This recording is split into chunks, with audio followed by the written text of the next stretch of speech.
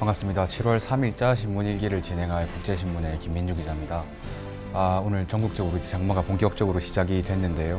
부산 낮 기온은 29도까지 오르겠고 습도도 한 90% 정도 수준에서 왔다 갔다 한다고 하는데 비가 오는 건 예보상으로는 밤 9시 정도부터입니다. 그래서 강수량의 차이는 조금 있겠지만 어쨌든 이번 주는 내내 우산을 좀 챙겨 다니셔야 되는 그런 날씨가 될 것 같고, 특히 내일 아침에 비가 좀 많이 온다고 하니까 유의를 하셔야 되겠습니다. 네, 그러면 오늘자 신문일기를 시작해 볼게요. 먼저 처음으로 볼 소식은요, 오늘자 국제신문 이면입니다. 제목이 BRT의 승용차 혼용 앞뒤 안 맞는 시위회, 이런 기사이거든요. BRT라는 거는 뭐 버스 레이피드 트랜짓, 그렇게 해서 이제 버스 전용 차로를 가지고 버스에 좀 흐름을 빨리 해보자 이런 건데, 버스 전용 차로에다가 승용차를 넣어달라 이런 주장이 나왔다고 하거든요. 그래서 어떤 이야기인지 한번 읽어보겠습니다. 버스 전용 차로제를 승용차 혼용으로 만들어라. 이 부산시의회 결산특별위원회가 추경 예산안을 심사하는 과정에서 앞뒤가 맞지 않는 단서를 달아서 논란이 되고 있다고 해요.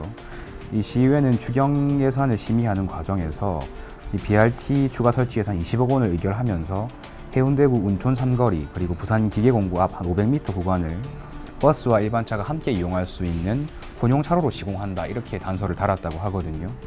이 장본인인 분이 최준식 시의원이라는 분입니다. 이분이 뭐 도로가 좁고 커브길이어서 평소에도 정체가 좀 심하니까 이렇게 좀 해달라고 단서를 달았다, 이렇게 일단 이야기를 했다고 하고요.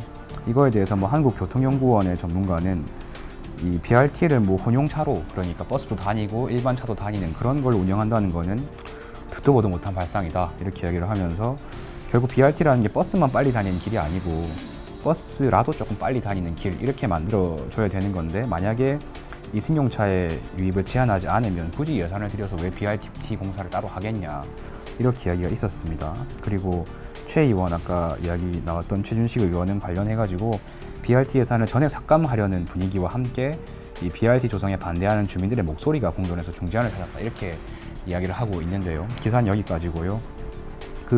BRT라는 게 아까 말씀드렸던 그런 개념인 것이고, 사실은 이 주장에서 봤을 때 우리가 뭐 굳이 전문가의 이야기를 빌려오지 않더라도 이름이 버스 전용차로인 거잖아요. 거기에다가 뭐 승용차를 끼워달라는 거는 좀 납득하기 어려운 주장인 것 같은데, 사실은 이 핵심이 뒤에 나와 있다고 생각이 되거든요. 그러니까 주민 사이에서 좀 불만과 반대의 목소리가 있다. 이 해운대 BRT 공사 관련해서 상당히 문제가 많았기 때문에 그럴 수는 있다고 생각이 됩니다. 근데 이게 어떻게 보자면 결국은 이 기사에 나와 있던 것처럼 BRT라는 게 추경만 수십억 원 규모인 거고, 부산 시내 대중교통 흐름을 조금 이렇게 원활하게 하자, 이런 취지에서 가는 이 정책인 건데, 이거를 자칫 보면 조금 지역 이기주의 이런 목소리가 들어있을 수 있다고 또 볼 수 있는 그런 주장이라고 생각이 되거든요.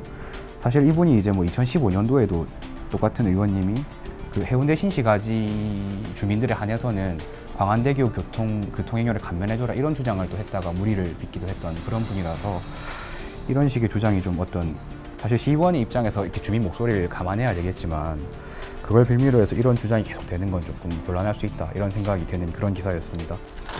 다음으로는요, 이제 7월 본격 해수욕장 개장했습니다. 그래서 관련 기사 하나 뽑아봤는데요. 2년 동안에 이제 그 부산지법의 성폭력 범죄 형량을 분석한 기사가 하나 있더라고요. 제목이 오늘자 국제신문 8면이고요. 해수욕장 몰카 한 번 찍어도 300만 원 벌금형, 이런 기사이거든요. 기사를 일단 한번 먼저 읽어보겠습니다. 이 부산지법의 성폭력 범죄 형량을 분석을 해봤더니 법원은 해수욕장에서 단 한 차례라도 이 상대의 동의 없이 촬영을 하다가 적발되면 벌금 300만 원형에 좀 이 강한 대응을 하는 그런 추세가 있다고 해요.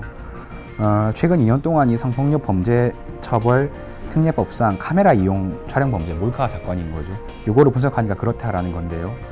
이 범행, 그러니까 촬영 횟수와 함께 양형이 미치는 요소는 장소였다고 합니다. 그래서 사실 해수욕장은 조금 개방된 공간인데 이 포함해가지고 화장실을 비롯한 좀 밀폐된 장소에 범행이 일어나면은 조금 더 무거운 형벌이 내려졌다고 하고요. 예를 하나 보면은 부산지법 동부지원은 해수욕장과 도시철도 객차 내에서 여성의 신체 부위를 찍고, 또 숙박시설에서 자신과 성매매 여성이 성행위하는 장면을 4차례 촬영한 혐의로 기소된 40대한테는 징역 6월을 실형을 선고했습니다. 이건 벌금형보다 훨씬 더 강한 형인 거죠. 물론 이분한테는 뭐 성매매 혐의도 같이 인정이 됐다고는 하는데요. 사실 옛날에 이게 몰카라는 게 뭐 범죄도 아니고 해프닝처럼 그렇게 취급되는 시절도 그렇게 옛날은 아니었거든요. 근데 이게 법원이 어쨌든 그러니까 해수욕장 몰카라는 것 자체가 좀 너무 빈도도 잦아지고 또 정보도 심해짐에 따라서 법원이 그런 어떤 사회적인 변화에 발맞춰서 굉장히 보수적인 조짐에도 불구하고 조금 형량을 강화하는 방식으로 나아간다는 것 자체는 어떤 사회 변화상을 반영한다고 볼 수 있는 뭐 그런 현상이라고 생각이 돼서 하나 골라봤고, 또 말씀드렸던 것처럼 해수욕장의 이 개장 기간이 제약됐기 때문에 혹시나 또 이게 좀 주의가 필요할 부분이라고 생각이 돼서 한번 다뤄본 그런 기사였습니다. 마지막으로는 오늘자 국제신문 9면이고요. 부산타워가 재개장했다는 이야기 다들 아실지 모르겠는데, 제목이 부산타워 재개장 첫날 2,500명이 몰렸다, 이런 기사입니다. 읽어보면요, 44년 만에 리모델링을 마치고 새롭게 단장한 용두산공원 부산타워가 1일날 재개장을 했습니다. 근데 이날 2,500명이 넘는 시민이 왔다고 하고요. 입장객은 뭐 연인부터 가족까지 좀 다양했다, 이렇게 얘기가 되고 있고, 관광공사 쪽에서는 뭐 성공적인 출발이다, 이렇게 자평을 하고 있는 분위기라고 하는데요. 굉장히 아쉬운 부분이 이 기사에 뭐 사진이라든가 이런 게 하나도 없어요. 좀 아쉬운 부분인데, 사실은 부산타워는 뭐 저희 부모님 연배는 물론이고 그 어린 시절에 소풍을 가봤던 20대 후반, 30대까지 한테는 굉장히 좀 의미가 깊은 장소라서 아쉬운데, 저희 국제신문 페이스북에 오시면 이 내부 영상을 찍은 영상이 있습니다. 혹시 궁금하신 분들은 한번 방문해 주셔가지고 찾아보셔도 괜찮을 것 같습니다. 네, 오늘자 신문일기는 여기까지 진행을 하겠습니다. 지금까지 국제신문의 김민주 기자였습니다. 고맙습니다.